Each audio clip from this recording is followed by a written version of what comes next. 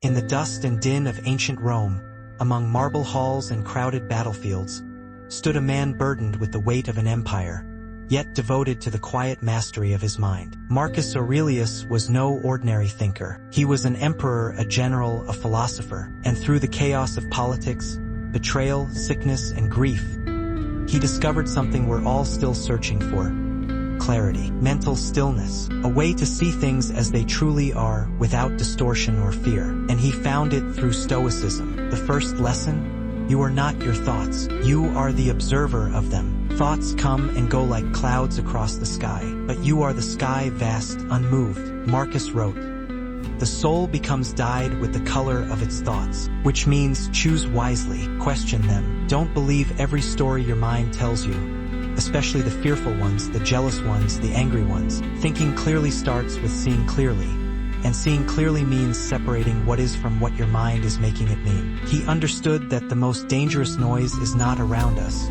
but within us. The constant commentary, the assumptions, the worries. Clarity begins when you silence that inner chatter, not by force but through awareness, through presence. Marcus practiced journaling, not as self-expression, but as self-examination. Every morning and night, he wrote down reminders to himself, to be patient, to stay grounded, to remember what's within his control. He wasn't writing for the world. He was writing to train his thoughts, because he knew clarity is not natural. It is cultivated. He wrote, "You have power over your mind, not outside events. Realize this and you will find strength." That's not just a quote, that's a worldview. The moment you stop trying to control everything outside of you, and focus instead on your inner response, you regain your peace. You become free, and clarity arises. But clarity is also about simplicity. The mind craves complexity, drama, overthinking. It builds towers out of sand. Marcus fought that urge. He stripped things down to their core. When you're overwhelmed,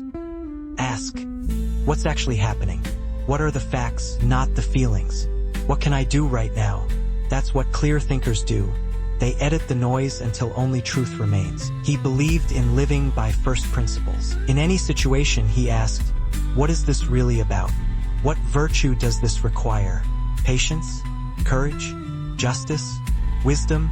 When you reduce problems to principles, your path becomes clearer. Because now you're not acting out of impulse, you're acting out of values. Marcus also reminded himself daily of one truth that most of us run from: you will die, and so will everyone you love. Not to depress you, but to wake you up, to clear away the illusion that time is unlimited. Memento mori, remember death. Because when you truly remember that each moment is a gift, your priorities sharpen. You stop wasting time. You stop chasing the approval of others. You start living deliberately, right here, right now. Thinking clearly also means facing reality, without distortion, without denial. Stoicism is not about pretending everything is fine. It's about looking at life directly and saying, this is what it is. Now what will I do with it? When something painful happens, the untrained mind says, this shouldn't have happened. But the stoic mind says, it did happen, so how will I respond? That shift is everything. That shift is clarity. Another obstacle to clear thought is the opinion of others, the fear of judgment, the hunger for validation. Marcus saw through this illusion.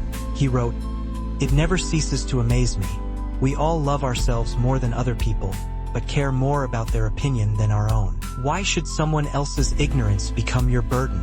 Why trade your peace for their approval?" True clarity is living in alignment with your principles, even when no one is watching. It's doing what's right, not what's popular. It's knowing that a clear conscience is more valuable than applause. Marcus also understood the power of presence. Most suffering isn't caused by what's happening, but by our thoughts about the past and future. Regret, anxiety, overanalysis. He said, confine yourself to the present, not because the past doesn't matter, but because you can't change it. Not because the future isn't real, but because it's not here yet. To think clearly, you must be here fully. Feel your breath, see what's in front of you, act on what you can, release what you can't. That's how you turn confusion into clarity, by grounding yourself in the now. And then there's the most radical idea of all, amor fati, the love of fate. Not just accepting what happens, but embracing it. Seeing every obstacle as a lesson, every pain as a teacher, every delay as a divine redirection.